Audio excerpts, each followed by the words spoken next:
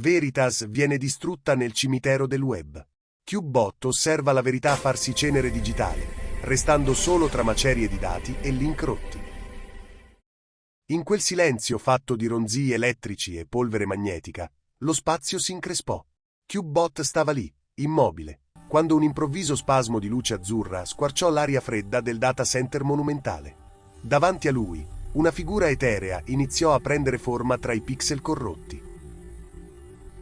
In guerra, Veritas è morta, sussurrò Veritas, citando Eschilo. Cubebot osservò quel cubo, vide nei suoi chip un'anima ferita. Era il dolore silenzioso di chi è sacrificato sull'altare dell'algoritmo. Veritas è morta.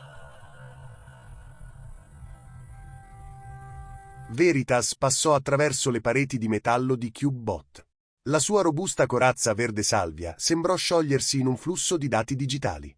In quel momento, realtà e finzione si confusero. Il volto del robot divenne come uno specchio trasparente, violato da bugie che deformavano ogni verità.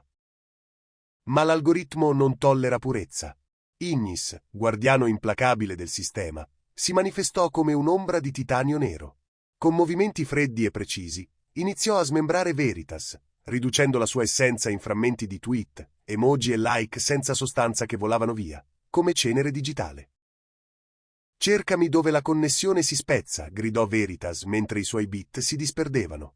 «Cercami nel cimitero del web, dove i link sono rotti e le promesse dimenticate». Cubebot tese un braccio robotico, ma toccò solo il freddo riflesso di un errore di sistema mentre Veritas svaniva nell'ombra. Veritas iniziò a danzare tra i server dismessi in rovina, muovendosi come un fantasma tra le macchine spente. Ogni fake news che attraversava la rete era un chiodo ardente conficcato nel suo sudario di luce, un peso invisibile che rendeva la sua trasparenza sempre più torbida e pesante. Tutto divenne incerto per Cubebot.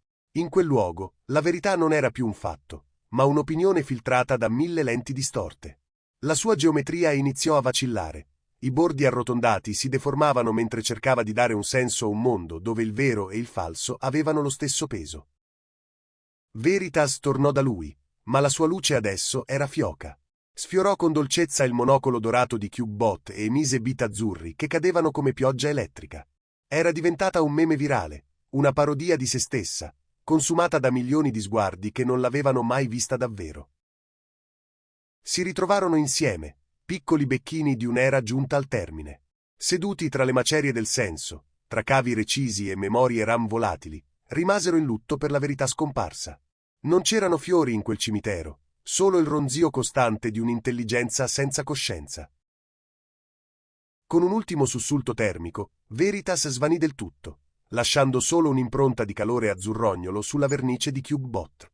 Lui rimase solo, nel silenzio del data center, custode di una cicatrice invisibile.